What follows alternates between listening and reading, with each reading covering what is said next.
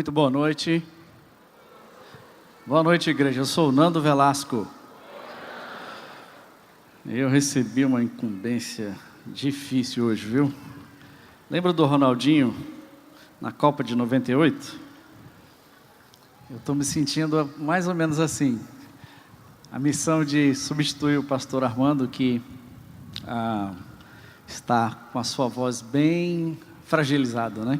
Poupando a sua voz, ele pediu para que eu cumprisse essa tarefa aqui hoje à noite, no encerramento da série sobre o livro de Tito, a carta que Paulo escreveu a Tito.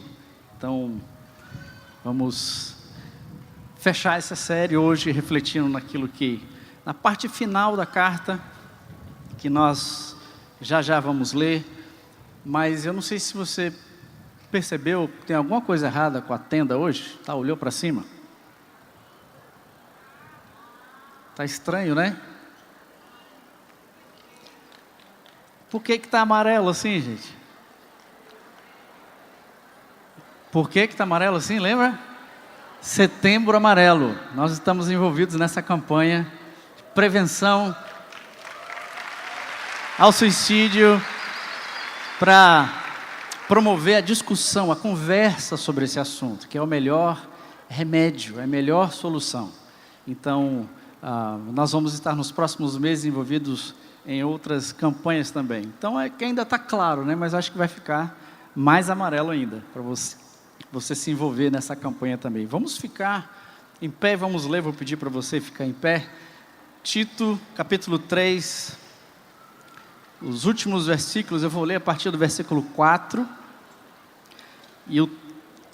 e onde nós vamos nos concentrar a partir do versículo 9. Tito 3, a partir do versículo 4.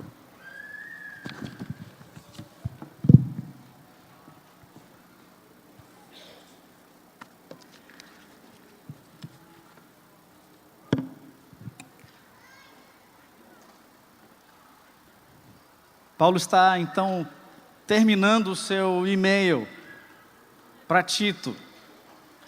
E ele está escrevendo as últimas orientações e fazendo as saudações finais. Então, a partir do versículo 4, nós já viemos estudando até o versículo 3. A partir do versículo 4, então. Tito 3, a partir do versículo 4. Mas quando se manifestaram a bondade e o amor pelos homens da parte de Deus, nosso Salvador, não por causa dos atos de justiça por nós praticados, mas devido à sua misericórdia, Ele nos salvou pelo lavar regenerador e renovador do Espírito Santo, que Ele derramou sobre nós generosamente por meio de Jesus Cristo, nosso Salvador. Ele o fez a fim de que, justificados pela sua graça, nos tornemos seus herdeiros, tendo a esperança da vida eterna.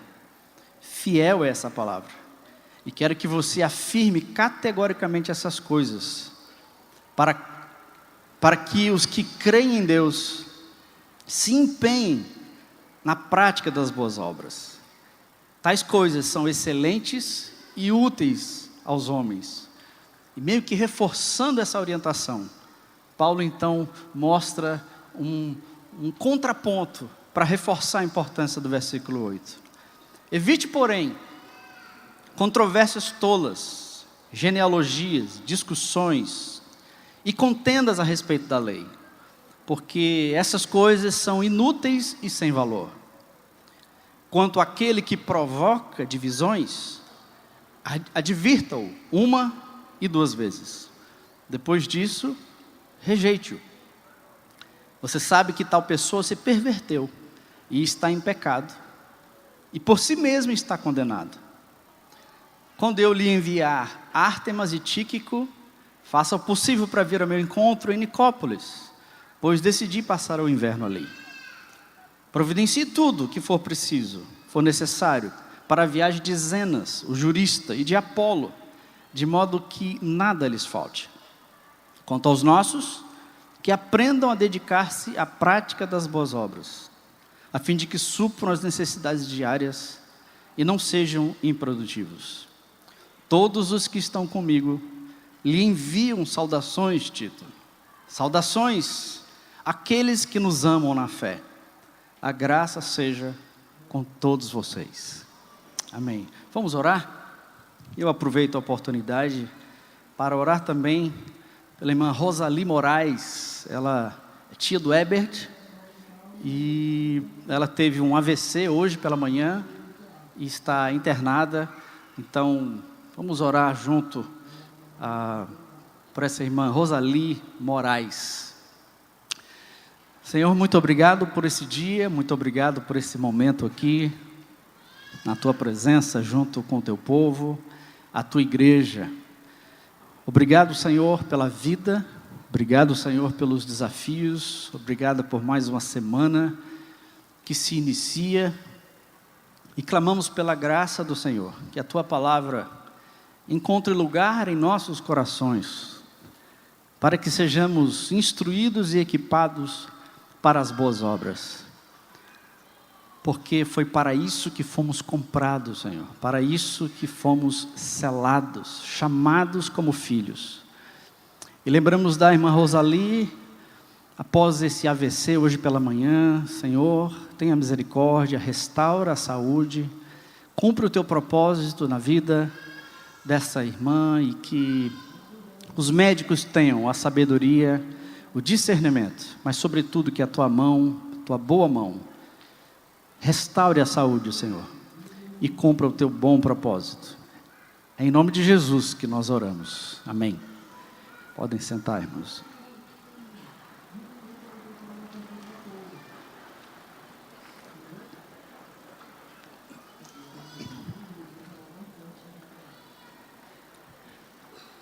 Parece que o apóstolo Paulo andou navegando pela internet essa semana, ou nas últimas semanas, mais especificamente, porque o lugar para ter discurso, briga, temas polêmicos, discussões, interpretações e militâncias. Não sei se você compartilha comigo do mesmo incômodo, mas parece que Paulo, antes de terminar a sua carta à Igreja Batista Central, ele passou por aqui, passou pelo Brasil, ele andou pelas redes sociais, pelas notícias, porque a internet pegou fogo esses dias. E talvez você tenha sido um dos que jogou lenha na fogueira. E Paulo está dizendo: para com isso, não precisa disso. Para que as discussões? Obviamente ele não está falando da internet, mas se aplica muito bem ao nosso contexto, porque na internet é esse ambiente que todo mundo quer falar alguma coisa, todo mundo tem o que dizer, todo mundo quer expor a sua opinião, e é claro, você tem que defender a sua opinião com paixão, e você é cheio de argumentos. Está certo que você copiou de outro post de outra pessoa, mas os seus argumentos estão lá. Assim, eu já fiz isso, né? Estou sozinho nisso, mano? Você entra nas discussões da internet? Quem aqui que entra nas discussões na internet? Pode levantar, irmão, assim, levanta assim a tua mão. Só um aqui, só um, dois. Jesus. Tá, ninguém mente aqui, né? Vamos combinar, né? A gente é tudo crente, então eu vou perguntar de novo. Quantos aqui, não é que você entra na discussão, você debate amigavelmente nos temas polêmicos que turbinaram a internet nos últimos dias? Levanta assim, levinho assim. Só um, dois, três, quatro. Ok, tá certo. Os outros têm problema com a mentira, mas tudo bem. Brincadeira, irmãos. É uma questão de honra. E se você tem uma personalidade mais combativa, você não vai para casa levando desaforo. Quer dizer, você não fecha a página levando desaforo. Você tem que expor a sua opinião. É uma questão de honra. E é interessante que até eu me acho uma pessoa calma, né? Minha esposa está aqui para não me deixar mentir. Eu me acho uma pessoa calma, quieta, calada. mas eu já me peguei em debates eloquentes, agressivos, palavras e palavras e palavras que a gente entra e discute em defesa da verdade, em defesa de um ponto de vista, onde já se viu, e a moral, e a ética, e a arte, e a lei. A internet é esse ambiente, e eu vou usar a internet aqui como o ambiente onde todos nós entramos e falamos, e postamos, e discutimos, para ilustrar os nossos relacionamentos, e obviamente esse é o foco da carta de Paulo a Tito. A internet é esse universo de informação que está bem aí na sua mão. Exatamente agora, irmãos, são 4 bilhões de pessoas, aproximadamente 4 bilhões de pessoas, gastando mais da metade do dia, ou escrevendo, ou lendo alguma coisa, ou fazendo alguma coisa na internet. É muita informação, é muita informação. E apesar de todos os avanços inimagináveis que a gente pode testemunhar que a internet nos trouxe, facilidades inúmeras, o mundo é outro depois da internet, mas a verdade é que nós também nos deparamos com um show de bizarrices e inutilidades, e parece que quanto mais bizarro o negócio, mais seguidor a pessoa tem. Milhões de seguidores, e eu não vou enumerar eles aqui, vocês conhecem, vocês sabem a quem seguem, né? Milhões de pessoas. Você olha assim, qual é a contribuição dessa pessoa com esse post, com esse canal na internet, no YouTube? Para a gente ter uma ideia, entre nós aqui, eu não estou vendo direito por causa da luz, né? Mas quantos aqui usam Facebook? Só para a gente ter uma noção assim. Rapaz, todo mundo usa Facebook. Legal. Quantos usam Instagram? Eita, todo mundo usa o Instagram. Quantos têm conexão de internet fácil aqui na tenda? Ok, mantenha a mão estendida. Quantos estão usando a internet na hora do culto aqui? Pode abaixar, irmão. Estamos conectados o tempo todo, irmãos. E você pode estar ouvindo a mensagem e olhando o texto bíblico e checando o resultado do jogo, e ao mesmo tempo jogando caça-palavras ou sei lá o que mais. Esse é o mundo que nós vivemos, é muita informação, é muito frenético, e a gente não consegue mais nem ouvir o que está sendo dito. Nesse universo, ninguém está ouvindo ninguém, gente. Você acha que as pessoas estão ouvindo você? Ninguém está ouvindo ninguém mais. Só falando, as pessoas só estão falando o tempo todo, e eu costumo dizer que é uma verdadeira Babel, onde está todo mundo emitindo opinião e discussão, do fútil, do inútil ao bizarro. E Paulo nos orienta, através dessa carta a Tito, a evitar aquilo que ele qualifica como tolo, como inútil, como sem valor. Uma exortação para nós que vivemos nesse mar de palavras, de futilidades, de utilidades também é verdade. A orientação para Tito evita aquilo que é tolice, aquilo que é inútil, aquilo que não leva a canto nenhum, é sem valor. E o tempo que nós passamos, irmãos, pensando, postando e conversando sobre assuntos controversos, não só consomem tempo e energia, mas nos tira o privilégio e a oportunidade de lidar com aquilo que promove o bem, com aquilo que traz edificação, a verdade e as boas obras, ação, militância não de internet, militância prática, aquele que precisa, com quem vive perto de você. Boas obras. Pensamentos inúteis, eles são como vício. E a primeira coisa que você faz pela manhã, não vou pedir para você levantar a sua mão, porque vai ficar esquisito. Primeira coisa que você faz pela manhã, quando você abre o olho, talvez seja olhar o Facebook. Ou, não, o Instagram, quem sabe, né? Só para checar as notícias, ou sei lá, e você fica passando aquelas fotos assim, né? Eu fico olhando assim, o que eu estou fazendo aqui, meu? Mas é tão forte, né? A curiosidade de querer saber o que está acontecendo, de saber quais foram as fofocas e quem postou na minha foto, no meu comentário, que, embora não estou dizendo que isso é ruim necessariamente, mas o quanto que isso ocupa a nossa mente. Então, para o apóstolo Paulo, as orientações para Tito a controvérsia deve ser evitada, versículo 9. Evite controvérsias tolas, Tito. Evite genealogias, discussões e contendas a respeito da lei, porque essas coisas são inúteis e sem valor.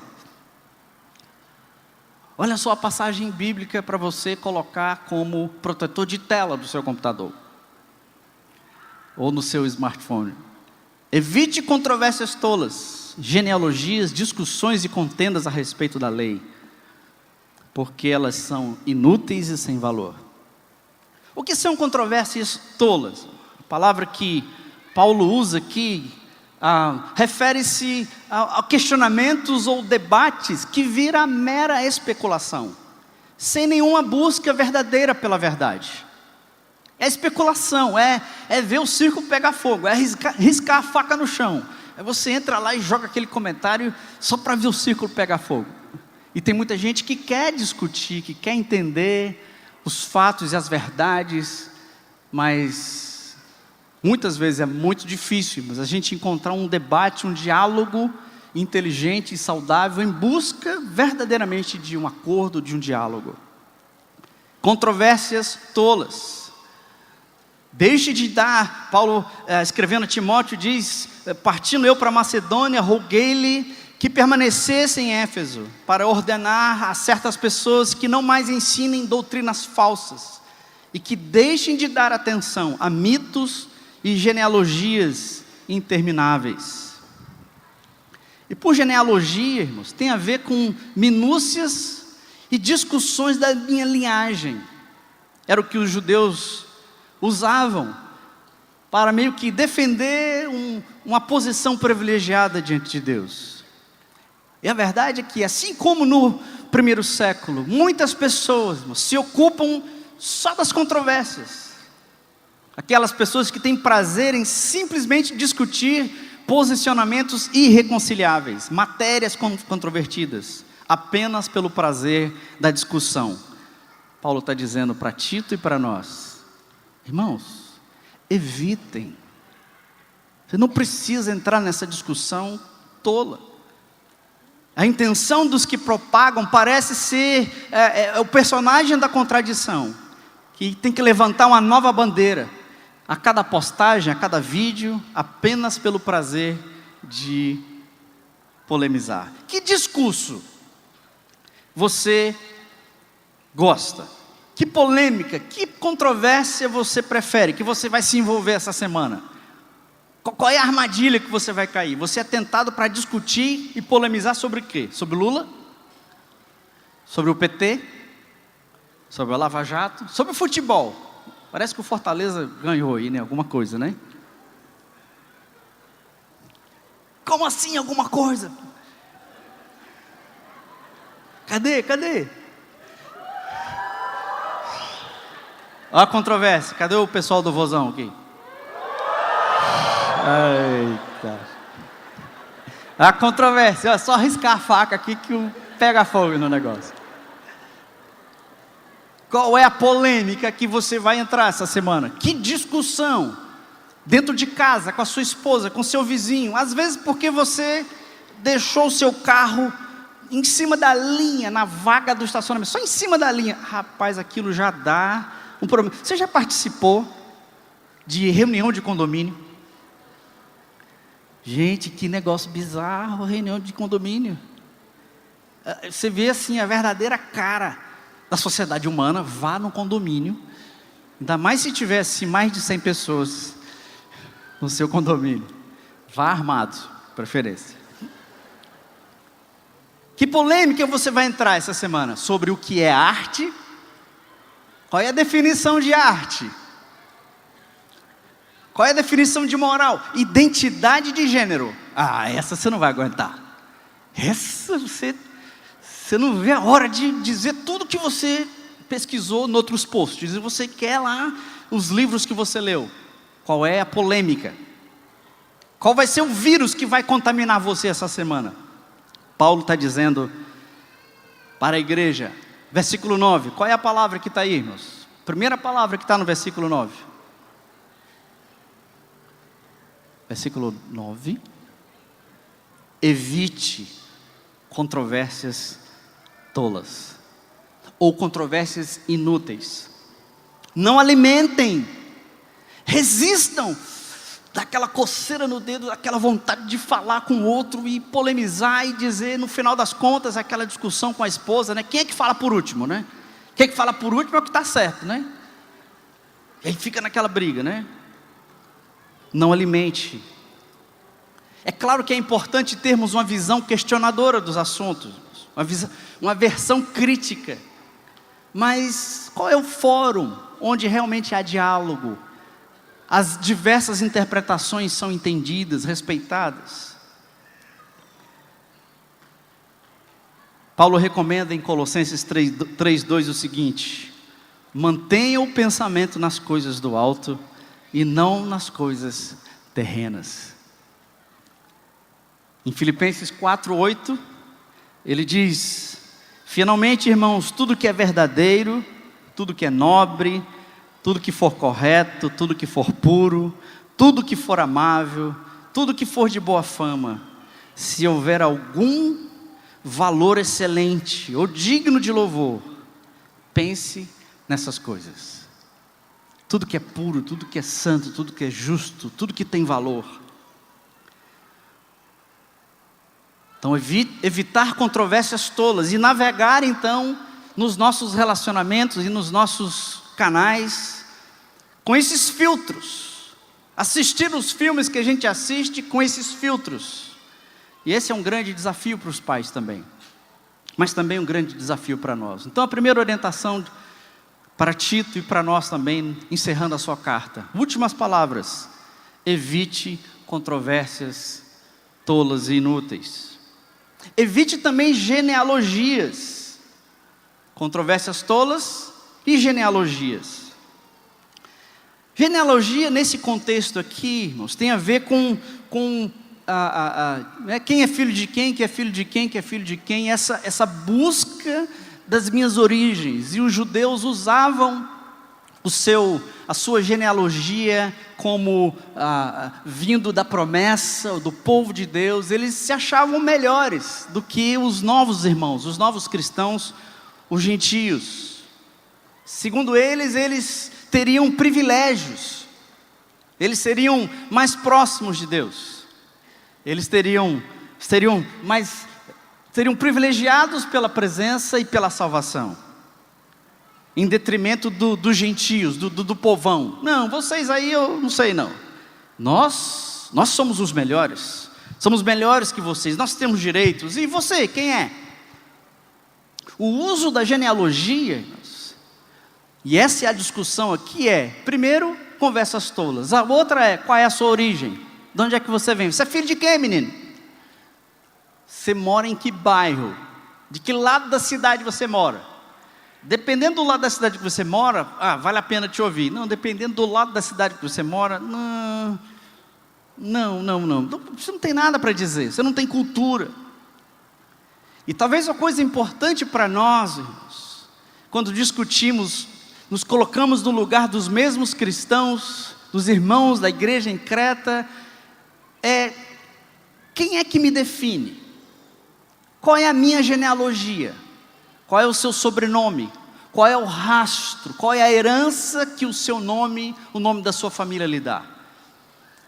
E uma coisa importante que Paulo está dizendo não entra nessa discussão de quem veio de quem, de que se você é judeu, você tem a herança dos filhos de Deus, porque todos nós somos iguais diante de Deus. Não existe privilégio para ninguém.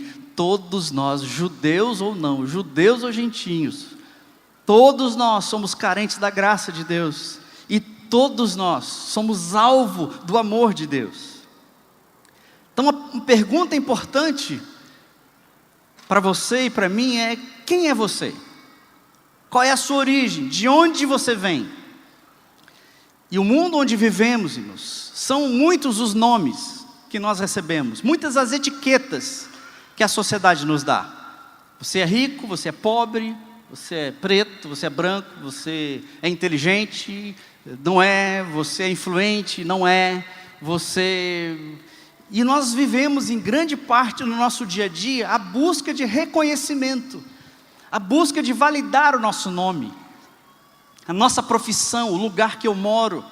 Nós nos sentimos inferiores se eu não sou lembrado, ouvido, reverenciado, respeitado. A grande briga, irmãos, a grande celeuma sobre os direitos humanos são as pessoas gritando para serem reconhecidas, para serem valorizadas a despeito das suas opções, das suas escolhas. Dentro de nós, irmãos, existe uma ansiedade, existe uma busca tremenda de sermos reconhecidos, valorizados pelo outro, valorizados pela esposa, pelo irmão, pelo chefe. Basta o chefe fazer assim para a gente que a nossa semana foi ganha. Basta a gente ter uma boa performance no trabalho ou na faculdade, ou colocar aquela foto que todo mundo comenta e a gente se sente mais importante, a gente se sente amado, respeitado, porque essa é uma necessidade absoluta do ser humano. Mas quais são as definições, os nomes que a sociedade te dá? E nós vivemos em muitos aspectos, irmãos, atrás de aceitação. Às vezes nós nos humilhamos para ser aceitos. E vivemos então a procura de uma verdade última sobre quem somos, de onde viemos, o nosso passado, o que estamos fazendo aqui, o nosso presente, e para onde nós vamos no futuro. Essa é a nossa busca, essa é a nossa dedicação, ter as melhores notas, bater as metas, morar no melhor lugar. Quero respeito, quero amor. Mas às vezes as etiquetas da sociedade, as etiquetas elas não combinam e nós nos sentimos prejudicados, excluídos, ignorados. Mas para você que está aqui hoje à noite, eu queria te dizer o seguinte: seja você gentio ou judeu, seja você rico ou pobre, seja você influente ou não, o seu nome foi escrito no livro da vida. Teu nome foi escrito no livro da vida. Independente da sua linhagem, independente da sua herança, independente da sua beleza, da sua forma física, da sua inteligência, independente de quantos seguidores você tem, de quantas pessoas andam ao seu redor, independente disso, independente do seu DNA, do seu passado, independente da sua ficha criminal ou cadastral. Sabe por quê, irmãos? Na genealogia de Jesus tinha reis, tinha sacerdotes, tinha profetas, homens tremendamente influentes. Mas na genealogia de Jesus também tinha bandido, tinha assassino, tinha adúltero, tinha prostituta. E eu estou na genealogia de Jesus também. Amém? Qual é o seu nome? Deus arrolou o teu nome no livro da vida. Você sabe o que você é? Efésios capítulo 1, versículo 4. Você é um filho amado. E Deus escolheu você antes da fundação do mundo e te predestinou para ser filho amado de Deus. Uau! Qual é a sua etiqueta? Qual é a sua genealogia? Então, evite controvérsias, evite genealogias. Você é filho do Criador e sustentador de todas as coisas. Evite também discussões e contendas a respeito da lei. A última parte do versículo 9.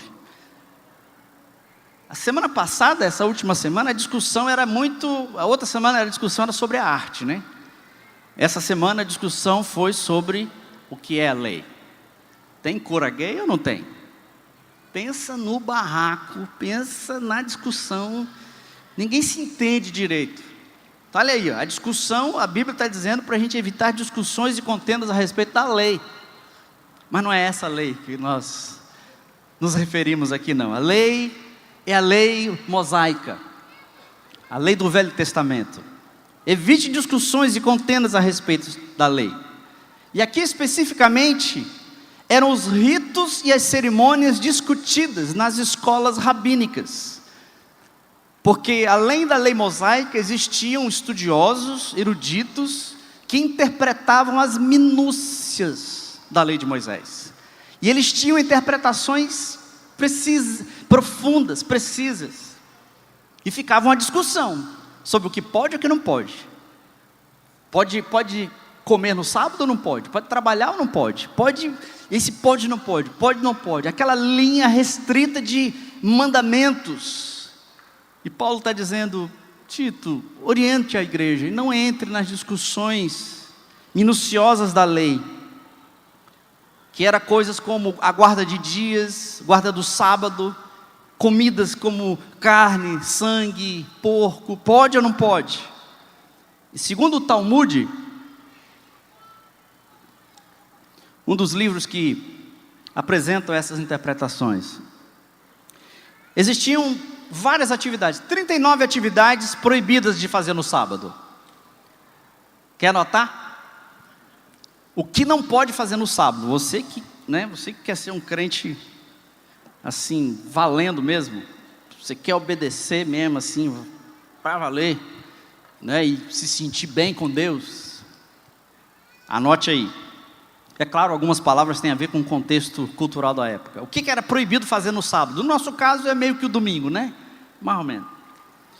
Não pode semear, arar, colher, debulhar, dispersar, catar, moer, peneirar, preparar a massa, assar, tosquiar a lã, lavar a lã, atar, desatar, cozer, rasgar, caçar, abater, raspar, curtir e alisar o couro do animal, claro, cortar, não podia cortar, não podia escrever, escreveu, não pode apagar, não pode construir, construiu, não pode demolir, não pode acender fogo, se acendeu, não pode apagar o fogo, não pode martelar, não pode transportar nada, e não pode assistir jogo na hora do culto. Está aqui, ó. Está escrito aqui. Cheio de regras, irmãos. Cheio de regras. E pode ou não pode? Vai ou não vai? Deus abençoa ou Deus não abençoa? E é claro que em muitos aspectos da nossa jornada cristã, algumas coisas precisam ser nítidas, precisam ser claras, o bom costume. Mas aqui, irmãos, era algo obsessivo. Paulo diz: gente, essas discussões de minúcias não produzem a graça de Deus. Colossenses 2,16, não permitam que ninguém os julgue pelo que vocês comem, ou bebem, ou com relação a alguma festa religiosa, ou celebração das luas novas. Pode ou não pode? Gálatas 4,9 também, guarda de dias, a guarda de rituais, conhecendo a Deus, ou melhor, sendo por Ele conhecidos. Como é que vocês estão voltando àqueles mesmos princípios elementares, fracos e sem poder? Querem ser escravizados por eles outra vez? Vocês estão observando dias especiais, meses, ocasiões específicas e anos, mas esses esforços são inúteis. Gálatas 5,1, foi para a liberdade que Cristo nos libertou. Permaneçam firmes, não volte ao jugo de escravidão. Colossenses 2,20, vocês já morreram com Cristo. Então não se submetam a regras, tipo não manuseie, não prove, não toque. Todas essas coisas vão perecer, pois elas se baseiam em mandamentos e ensinamentos humanos. Essas regras até têm aparência de sabedoria, com a sua pretensa religiosidade, mas é falsa humildade, é severidade com o corpo e não tem nenhum valor contra os impulsos da carne. Porque os judeus se achavam da linhagem dos judeus, né, da linhagem do povo de Deus, e se achavam mais herdeiros, eles guardavam todos esses costumes, regras e práticas do judaísmo e tentavam trazer para os crentes, para os novos convertidos, para os gentios. De certa forma, era a justificação através das práticas da lei. Era a tentativa de agradar a Deus, era a tentativa de ser bom, de ser santo, de se esforçar. E Paulo está dizendo, esse esforço ele não leva, ele não produz a justiça de Deus. Você não vai conseguir a salvação, a justificação não acontece através das práticas da lei. E pode até parecer fácil do nosso ponto de vista, irmãos, a gente olhar para esses irmãos judaizantes, não é? Impondo essas regras na igreja em Creta. Onde já se viu esses judaizantes fazendo essas coisas? Mas pense bem, irmãos, os judeus por séculos e séculos, eles tinham um ritual sagrado muito bem definido. A mediação de Deus era feita através de um ritual sagrado, o sacrifício, vocês se lembram? Esse ritual sagrado, ele era feito num lugar sagrado, no tabernáculo, depois no templo. Por séculos, um ritual. Para eu me encontrar com Deus, eu preciso de um ritual sagrado, num lugar sagrado, o templo. Não é todo dia, tem que ser num dia sagrado só, que era o sábado, e tem que ser oficializado por um homem sagrado, o sacerdote. E de repente, acaba tudo isso e só precisa da fé. Não tem mais sacrifício, não tem mais lugar, não tem mais dia, não tem mais sacerdote. Como assim? Percebe um pouco a dificuldade que os judeus tinham de abandonar aquelas coisas da sua cultura? Era muito difícil para eles.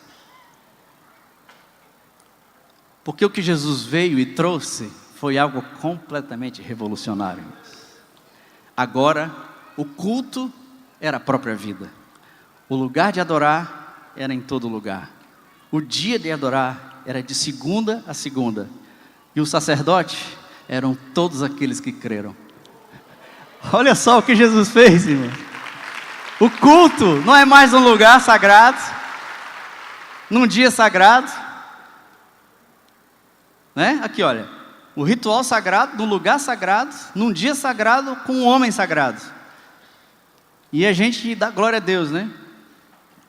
Mas veja que não é tão simples assim, porque nós, muitas vezes, acreditamos que o nosso encontro com Deus só acontece no culto, no domingo, na tenda, com Daniel Almeida.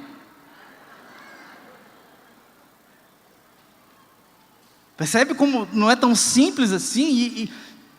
E o que Jesus está nos dizendo, o que a palavra está dizendo, a instrução de Paulo é: congregar, irmãos, é absolutamente essencial para a fé em Jesus, mas nada substitui o nosso encontro e a nossa caminhada diária com Deus no dia a dia, porque o culto é a sua vida. O lugar de adorar é onde você trabalha, é onde você vive, é o casamento que você tem, é o lugar onde você caminha. O sacerdote, você é um sacerdote que ministra boas obras ao mundo. E você não tem um dia só, é todo dia, em todo lugar, é você mesmo, porque Deus está presente. E a pergunta para você é: o que Deus está te dizendo e o que você vai fazer a respeito? É quando a gente se encontra aqui no domingo à noite, é para a gente celebrar, festejar, encorajar um ao outro, mas Deus mudou tudo isso. Por mais que os nossos comportamentos, as nossas regras, a nossa moral sejam boas, nenhuma delas, irmãos, nos justifica perante Deus. Quando você entra numa discussão, quando nós entramos numa polêmica, é porque nós nos achamos certos. Nós achamos que nós temos o que contribuir. Eu tenho que entrar aqui para debater. E eu tenho que entrar aqui para dizer o que é certo, o que é ético, o que é moral. E eu não estou dizendo que não tem que ser, tem mesmo, temos que levantar a voz, temos que debater, temos que proclamar, levantar os arautos, não é? Levantar a voz dos arautos e profetizar sim, proclamar Jesus e a verdade de Deus. Mas uma coisa importante, que nós temos que manter no nosso coração e na nossa mente: justo é só Jesus, puro é só Jesus, santo, totalmente santo é só Jesus, e a verdade pertence só a Jesus. E às vezes na nossa intenção de defender a verdade, nós nos arrogamos e nos sentimos mais justos do que Deus. Só que ninguém tem privilégio diante de Deus. Nós não temos mais privilégios do que os que não conhecem Jesus. Nós somos totalmente carentes da graça de Deus da mesma maneira. Ninguém tem privilégio, ninguém é melhor, ninguém é dono da verdade, mas somos todos pecadores, os quais Deus ama, a ponto de morrer por essa verdade, e quer salvar a todos nós pela fé. É pela fé, não é pelas obras de justiça, porque você faz as coisas certas, mas a fé te leva a viver uma vida moral, ética, santa e boa. Efésios 2, 8, 10 diz assim: porque pela graça sois salvos, mediante a fé, e isso não vem de vocês, é dom de Deus, não de obras, para que ninguém se glorie, pois somos feitura dele, criados em Cristo Jesus, para o quê? Para as boas obras, as quais Deus de antemão preparou para que andássemos nelas. Sua identidade, salvos pela graça, para fazer boas obras, e evitar contendas e discussões inúteis. As úteis são importantes. Por último, essas discussões são inúteis e sem valor, são sem força, argumentos sem propósito. Então sempre quando eu vou discutir com alguém, argumentar com alguém, ou mesmo na internet, eu vou debater, vou entrar numa discussão, qual é o meu propósito? A palavra que Paulo usa aqui, coisa inútil e sem valor, é interessante a palavra em grego, é matatoi. Matatoi. Qual é o propósito do seu argumento? Você quer provar o quê para quem? Discussões pelas discussões, sem propósito útil e valoroso? Parem-nos.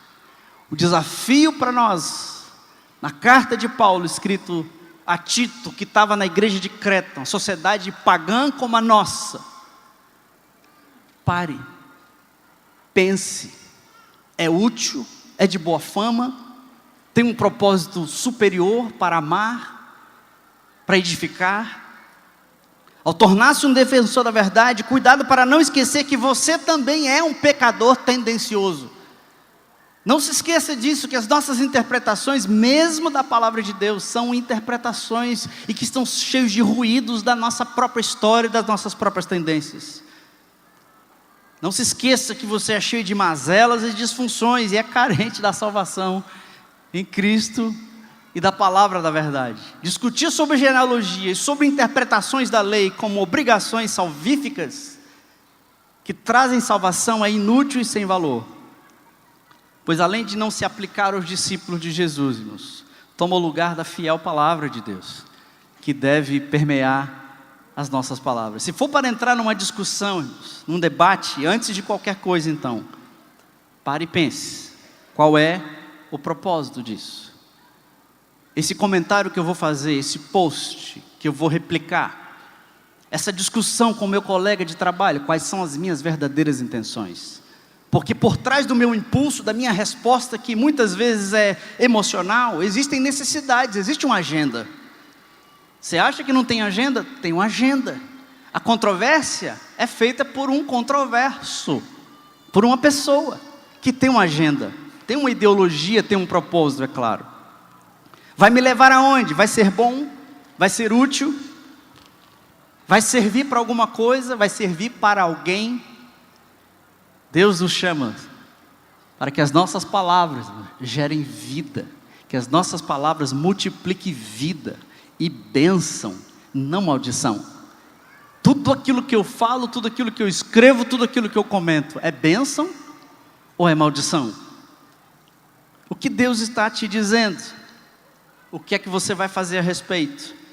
Portanto, irmãos, o debate é importante, a discussão inteligente, as interpretações diferentes e os diálogos respeitosos são meios legítimos para a aprendizagem, para a elucidação da verdade, mas sempre com um espírito manso e tranquilo. Amém, irmãos?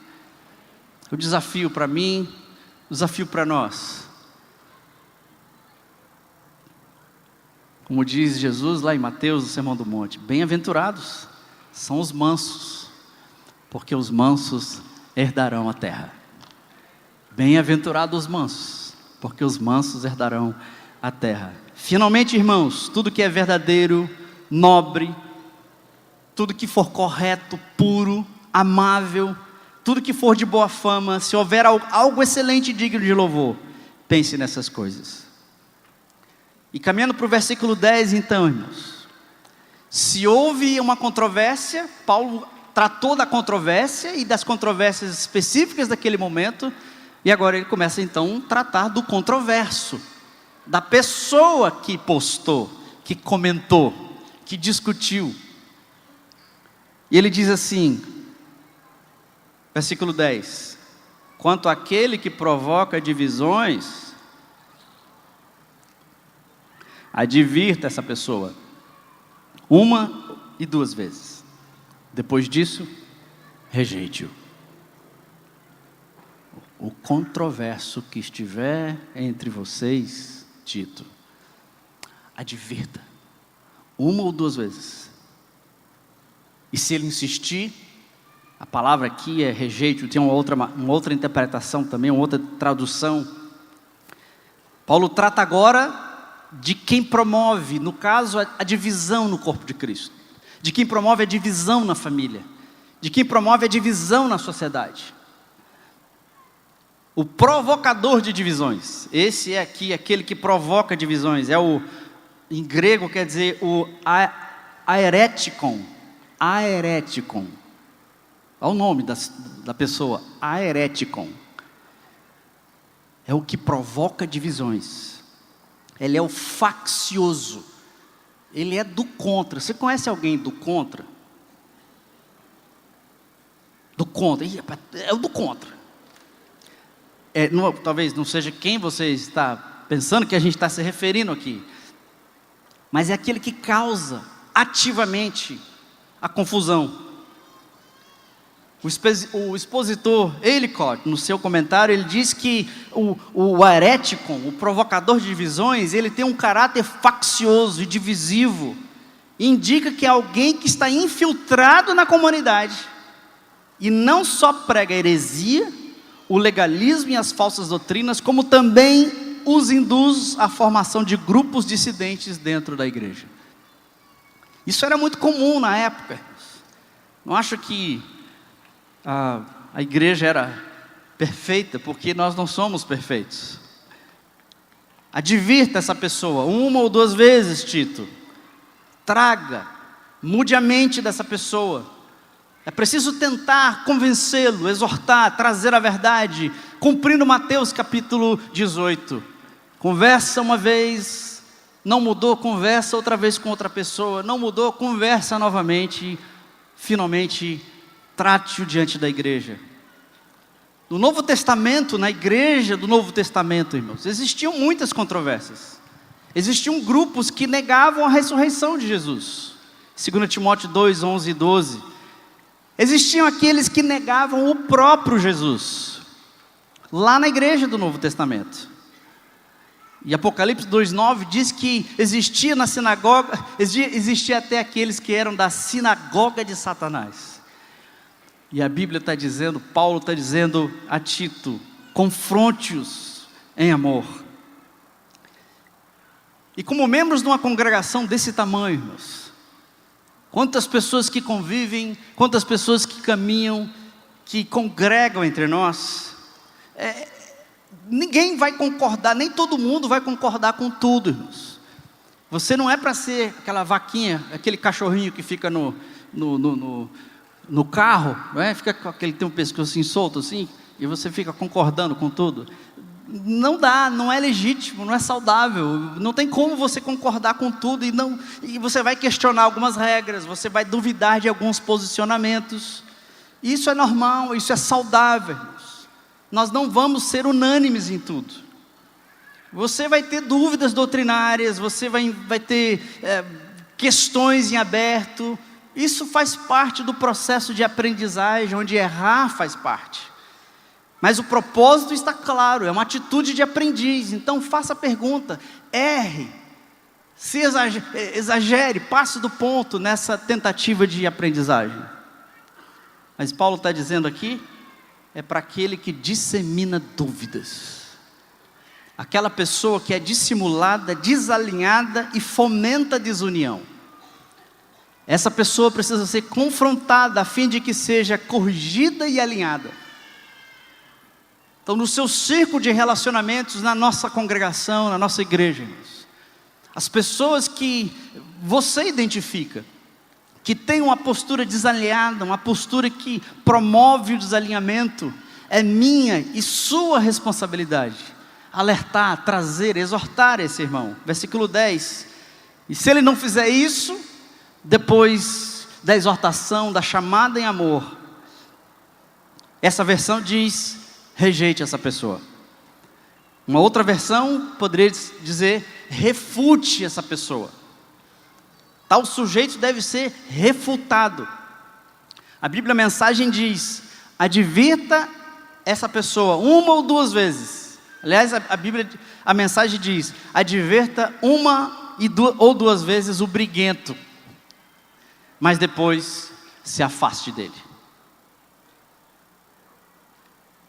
E a verdade, irmãos, é que não há inquisição, não há apedrejamento. Se alguém, além de uma postura de aprendizagem, uma postura de submissão, ele tem uma postura, às vezes beligerante, às vezes que causa até dúvidas e provoca dissensões, mesmo essa pessoa, ela deve ser exortada em amor. Ela deve ser exortada uma, duas, algumas vezes, porque não há inquisição, irmãos, não há apedrejamento, prisão, fogueira, confiscação de bens, não é isso que acontece, mas para o bem do corpo de Cristo. Aquela pessoa que permanece na contenda e dissemina a contenda no corpo de Cristo, Paulo está dizendo para Tito: confronte essa pessoa em amor. E se ela continuar, se ela permanecer nessa atitude ao longo do tempo, essa pessoa deve ser evitada, deve ser exposta e denunciada, ou poderíamos dizer, disciplinada, assim como qualquer membro da sociedade que causa dano, risco, prejuízo à sociedade. Essa pessoa, ela é colocada num lugar seguro. Então, no teu grupo, nos seus relacionamentos, irmãos, primeira coisa, cuide de você mesmo. Não entre em contendas fúteis, inúteis, seja nos seus relacionamentos, seja no seu trabalho, seja nas suas atividades, quais forem, e também nesse ambiente chamado internet. E a outra coisa é, aquela pessoa que permanece com uma atitude de dissensão e de divisão, você deve chegar e exortar esse irmão, a fim de mudar a mente dessa pessoa. E olha o que diz o versículo 11: você sabe que tal pessoa se perverteu e está em pecado, por si mesma ela está condenada, diz a palavra de Deus. A Bíblia, a mensagem diz: é óbvio que essa pessoa que insiste no erro e na divisão, ela está fora do rumo, está em rebeldia contra Deus. E se persistir com as hostilidades, ela acabará destruindo a si mesmo.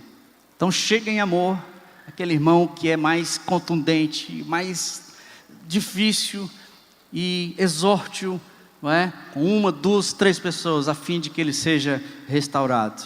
Então, para o bem do corpo de Cristo, irmãos, as pessoas que disseminam dúvida, desconfiança e desunidade insistentemente, essas pessoas, a orientação da palavra de Deus é que elas devam ser confrontadas em amor algumas vezes. E se persistirem em disseminar a divisão, eles devem ser denunciados, evitados e disciplinados. Para a gente entender, irmãos, a seriedade com que o apóstolo Paulo trata a igreja de Jesus. Porque a unidade ela é absolutamente essencial no corpo de Cristo. E isso é o que Paulo faz, terminando então a sua carta, versículo 12 e o versículo 14. Quando eu lhe enviar a Ártemas e Tíquico, faça o possível para vir o meu encontro em Nicópolis, pois decidi passar o inverno ali. Providencie tudo o que for necessário para a viagem de Zenas, o jurista, e de Apolo, de modo que nada lhes falte. Então Paulo, encerrando a sua carta, na sua despedida, nas orientações que ele dá, a gente percebe coisas importantes aqui, irmãos, que definem a identidade da igreja de Jesus. Esses irmãos itinerantes, Ártemas e Tíquico. Eles provavelmente eram um dos 70 discípulos, eles cooperaram na igreja no ministério de Paulo. Tíquico provavelmente foi um pastor em Éfeso, que substituiu Timóteo depois. E Paulo pede então providências para Zenas e para Apolo. Zenas provavelmente era um apologista da fé, e Apolo, um grande intelectual e eloquente discípulo também que cooperava com Paulo, no ministério de Paulo.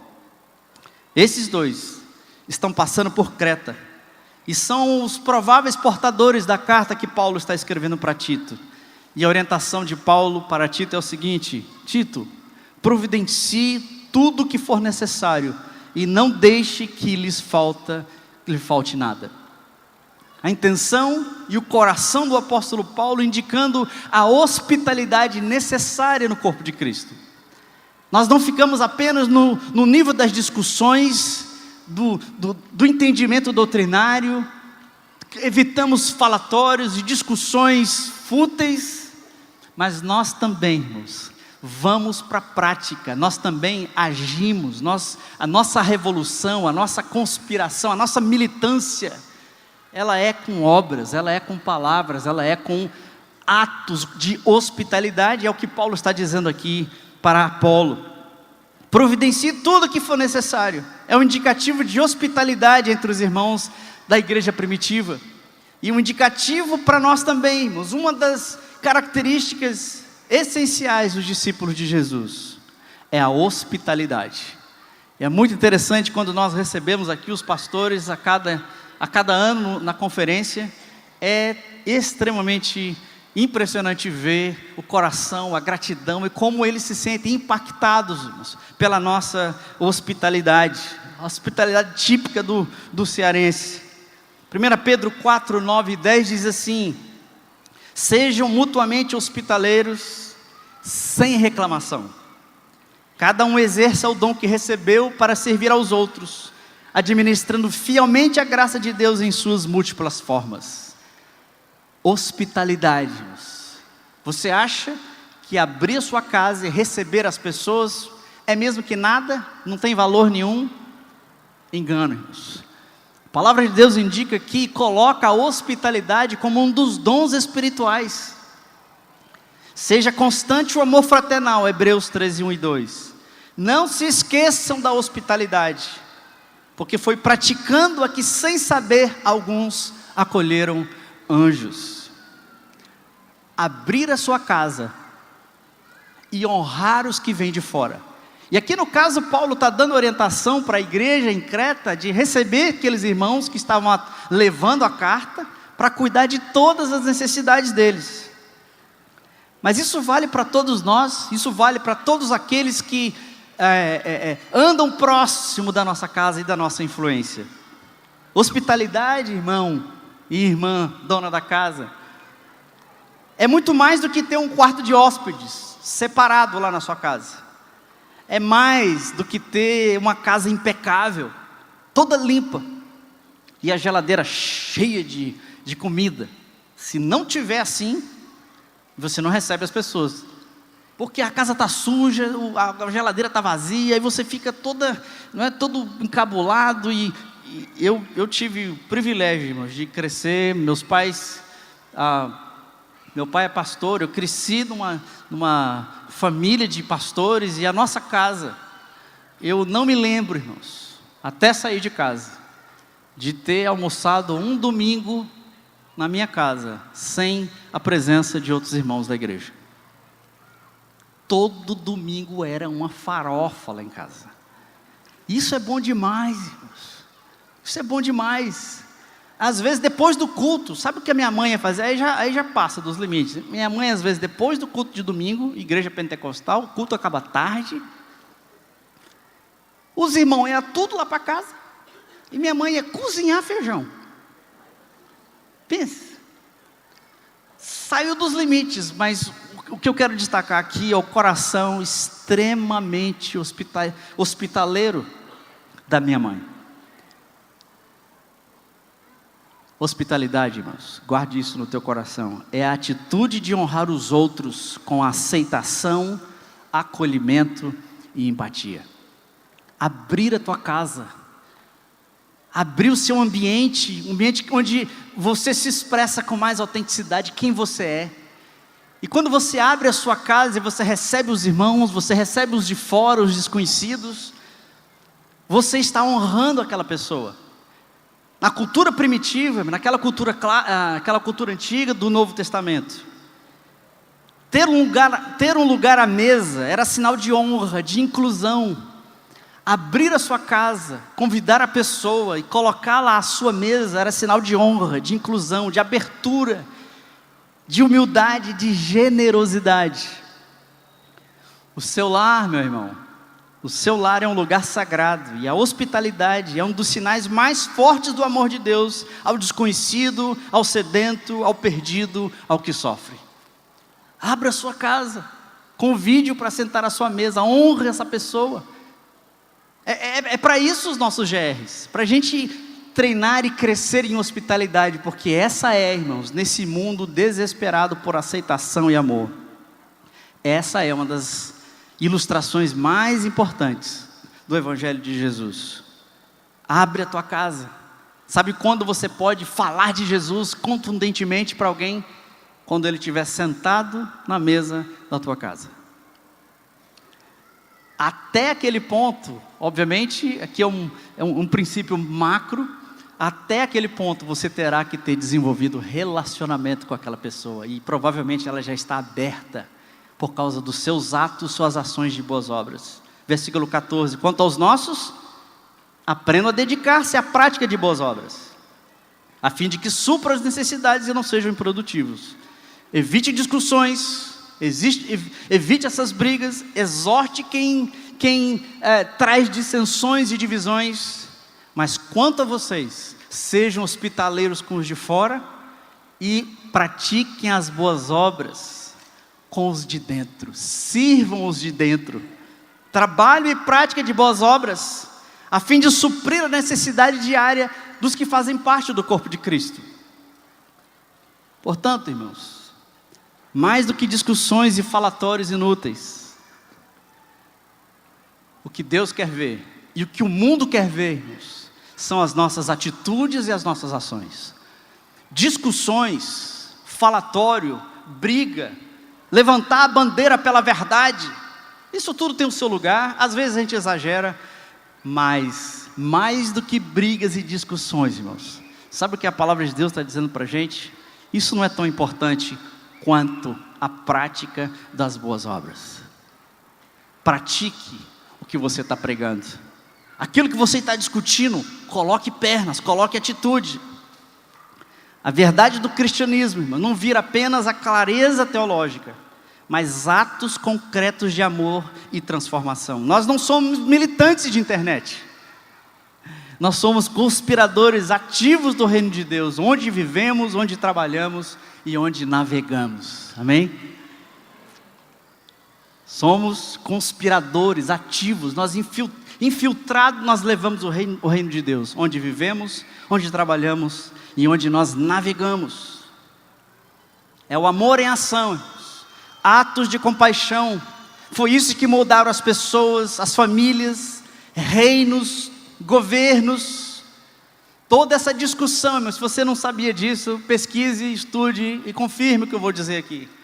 Todos os avanços científicos da modernidade, dos últimos 200 anos, todos eles aconteceram por causa do Evangelho de Jesus, por causa do cristianismo. Toda a base de pesquisa, a sociedade ocidental só chegou onde chegou, irmãos, por causa do cristianismo, especialmente a reforma protestante, que a gente completa 500 anos no final de outubro. Direitos humanos, toda essa briga, toda essa discussão, como se os cristãos fossem contra os direitos humanos. Irmão, se você não sabia, direitos humanos é uma ideia de Jesus. Os direitos humanos que o mundo hoje briga, nasceu no coração de Deus, Deus colocou isso na mão da igreja, então é nosso papel, não só ser militantes dos direitos humanos, mas principalmente praticantes das boas obras, onde nós vivemos, onde nós estamos, para promover transformação na sociedade onde nós estamos. discussão, religião, irmãos. O mundo está saturado de religião. O mundo não aguenta mais. Você é evangélico? Ixi, você é crente, cristão? Não, manda matar. Então, nossos argumentos, irmãos, nossas brigas na internet, na rua, na sua repartição de trabalho, você é o sisudo, você é o crentão, você é o certo, né? Você é o Bíblia. Está certo, está bom, está ótimo, é verdade, é Deus, é o Evangelho. Somos pecadores, estamos aprendendo, mas você quer ver o que o mundo não tem argumento? É quando você pratica aquilo que você debate. É quando você dá pernas aos seus argumentos. A verdade do Evangelho, irmãos, é o amor em ação, atos de compaixão. E é assim que o corpo de Cristo, é assim que o Evangelho de Jesus vai crescer e avançar nessa sociedade. Na medida que praticamos boas obras, necessidades diárias são supridas e ninguém fica improdutivo, porque vai frutificar em atos de justiça. Eu queria chamar a banda aqui para a gente cantar uma música e terminar. E o versículo 15, então, as últimas palavras de Paulo a Tito: todos os que estão comigo lhe enviam saudações, Tito. Saudações àqueles que nos amam na fé. A graça seja com todos vocês. Nós não sabemos o que aconteceu precisamente, onde Paulo estava quando encerrou essa carta. Essa carta que ele escreveu para Tito e a igreja em Creta, mas também para a igreja de Jesus aqui em Fortaleza em 2017. Nós não sabemos quem estava com ele. E apesar de Paulo ter estado sozinho no finalzinho do seu ministério, ele não anda só. Mas ele sempre está na companhia de irmãos amados, discípulos, prestadores de contas. Pessoas que caminham com ele. E porque ele tem esses amigos próximos, ele é capaz de crescer na verdade, ele é capaz de crescer, mesmo se desentendendo, mesmo não concordando com tudo, mas o relacionamento, irmãos, aqui é uma coisa importante. Todos aqueles que me amam na fé, todos aqueles que nos amam na fé. A carta de Paulo é extremamente afetiva. Ele se refere à igreja como amigos, como irmãos, onde o corpo de Cristo não tem divisão. Você pode pensar diferente, você pode ter uma opinião diferente. Isso aqui não é um quartel, isso aqui não é um centro de lavagem cerebral. Não, irmãos, a aprendizagem é pessoal, é sua responsabilidade. Nós não somos aqui formatados a falar do mesmo jeito, pensar do mesmo jeito. O desafio aqui é: firme-se na sua identidade. Você é um filho amado, selado, e você foi chamado com o propósito de anunciar o Evangelho de Jesus. Não é para sair por aí brigando, batendo, tacando fogo, xingando as pessoas, mas ser manso, dócil, gracioso, falando a verdade com firmeza, mas principalmente encarnando o Evangelho aonde você vive. Defenda a verdade no seu trabalho, com amor. E aos da fé, aos que amam, vamos praticar a hospitalidade. Vamos receber os de fora também. Como sempre nas suas cartas, Paulo destaca no final do seu e-mail que o corpo de Cristo é composto basicamente de relacionamentos. E se eu fosse dar um título para essa última passagem de Tito 3, 9 a 15, seria assim. Qual é a mensagem desses últimos versículos? Ser igreja, agente de esperança. Esperança e transformação na sociedade requer priorização dos nossos esforços. A verdade e os saudáveis princípios da fé não podem ser preteridos pela perda de tempo com discussões inúteis e controvérsias tolas.